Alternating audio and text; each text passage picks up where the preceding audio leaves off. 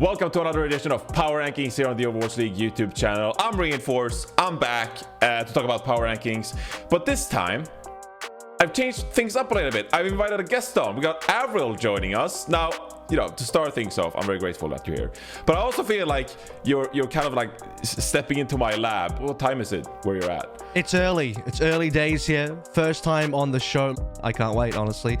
Get these Power Rankings done. Let's do it.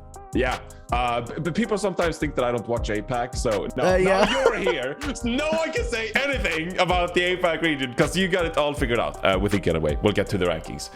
So yeah, let's just get straight into it, and we have tons of discussion throughout this entire episode. So let's kick it off with the bottom teams that we got ranked 20 through 13. These are the teams that didn't make it to the mid-season madness, so we can kind of breeze through them real quick. We got the Vancouver Titans at number 20, Paris Eternal at number 19, New York Excelsior at number 18, Guangzhou Charge sits at number 17, the Los Angeles Valiant at number 16, Washington Justice number 15, oh boy, and Boston Uprising number 14, Chengdu Hunters at number 13. So that's, you know, the teams that didn't make it to the mid-season madness. What do you think about these 8 teams here, Avril? Yeah, I think that's pretty fair. You know, they didn't make it in. Their positioning all looks very good to me. When we look towards the next stage, when we get to Summer Showdown, Vancouver Titans, great chance to start to turn around their fate as, you know, fresh beginning, great strength of schedule for them as well. They'll finally probably get their first win.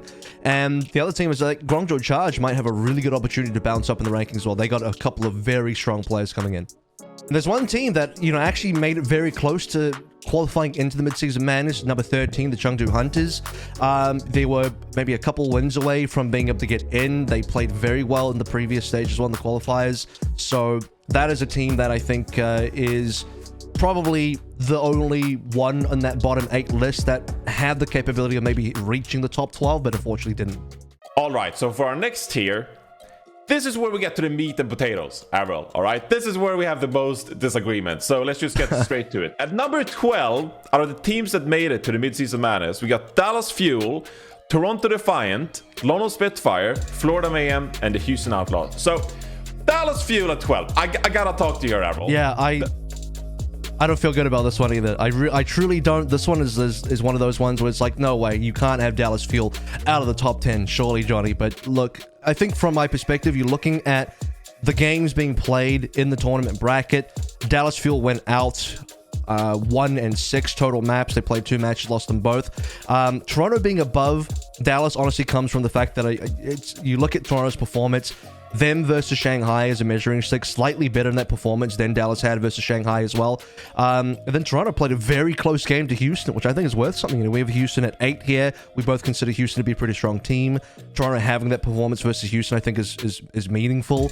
Dallas also, you know, they lost pretty quickly to the Philadelphia Fusion. Florida played Fusion pretty close. London beat Atlanta. I think that's worth something as well. London beating Atlanta, who ended up coming up 3rd. So when I look at Florida, London, and Toronto, Houston, I think, is a given to be up there. Is pretty decent. All those 3 teams had... Hear me out, though, okay? Before the tournament, Dallas Fuel beat the London Spitfire in a 3-1 fashion. So, you know, they got that leg up over them.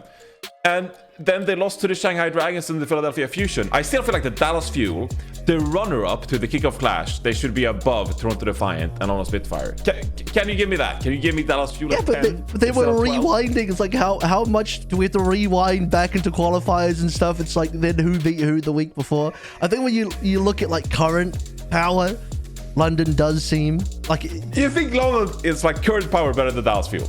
I mean, they 3-1 Atlanta. Atlanta came 3rd. I don't know, man. Oh, that's true, actually.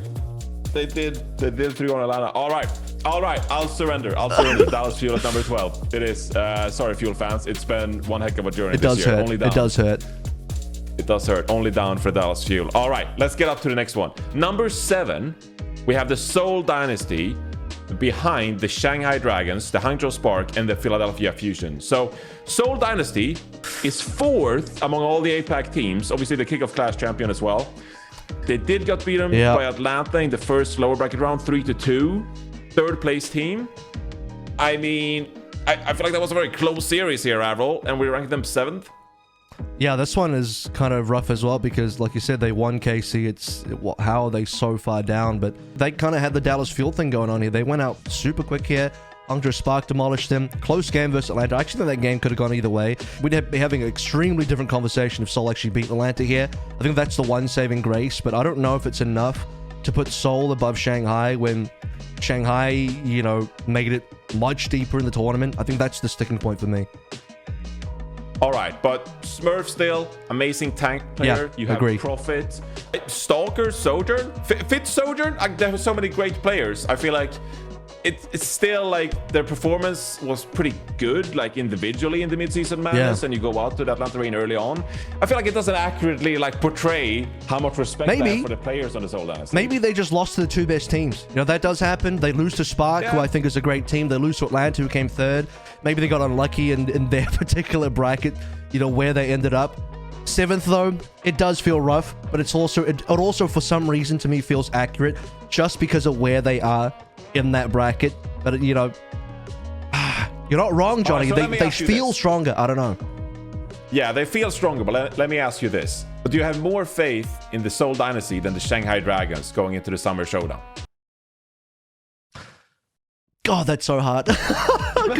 I feel like I can't doubt Moon's Dragons. Like, Moon's Dragons so hard to bet against sometimes because you got every time you bet against them. I've been angry at the Shanghai Dragons the past. I'm like, what is happening with this team? But then they bounce back. But then they kind of disappoint you again. That's something weird happening this year. When you maybe use Atlanta Rain as the mutual measuring stick here, Rain did beat Dragons 3-1.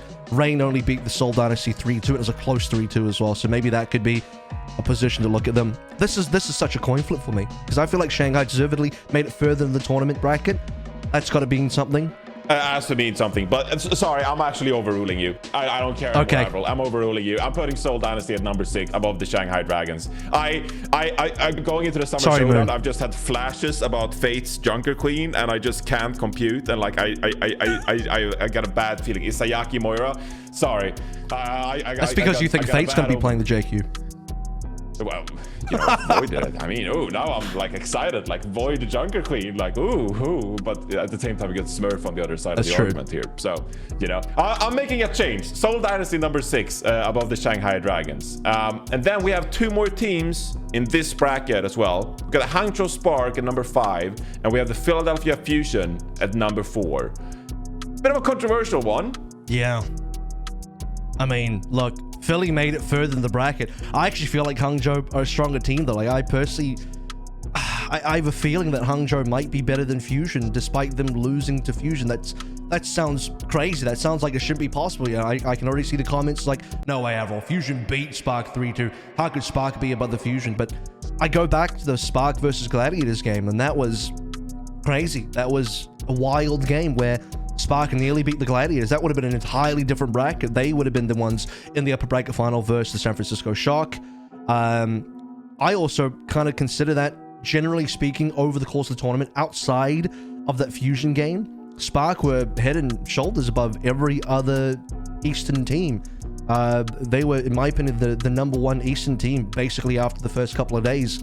There's a couple of unlucky things that happened to the Spark versus Fusion, especially on that new Queen Street as well, with the Grav going into the void of the map, and then you also had that very extremely fortunate sleep dart coming through from Fixer onto Shy when he was ulting and nanoed. That fortunate, that was skill.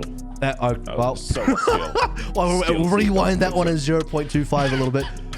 Yeah, Fusion also felt a bit flat versus Rain. I'm not gonna lie to you, that 1-3 loss, and you know, Fury went missing that game as well. I feel like Hangzhou Spark would have had a better game versus Atlanta Rain. So I don't know. Maybe I'm simping a little bit here for the Spark. Look, I'm glad you're on the show because I'm the Hangzhou Spark simp. That's true. So I'm just here to appease you for that. You know.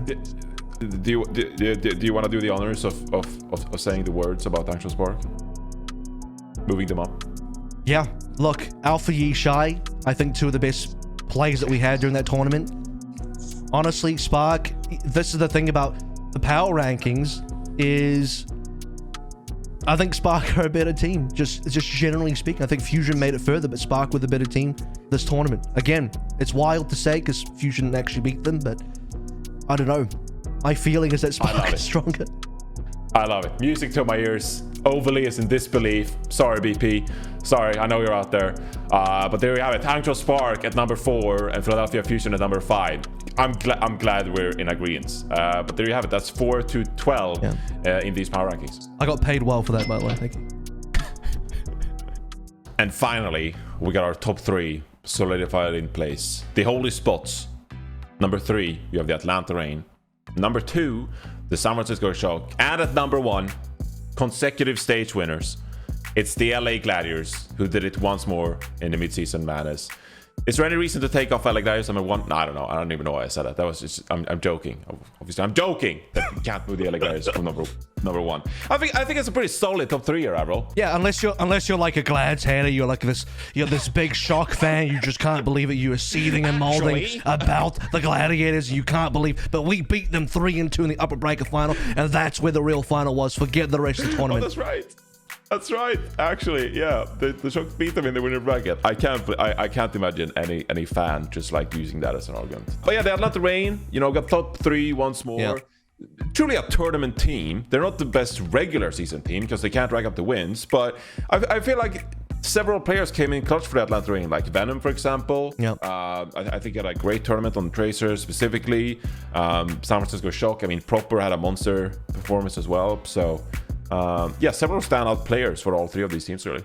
And a standout for me that was a bit of a sleeper hit was actually Arns on the LA Gladiators.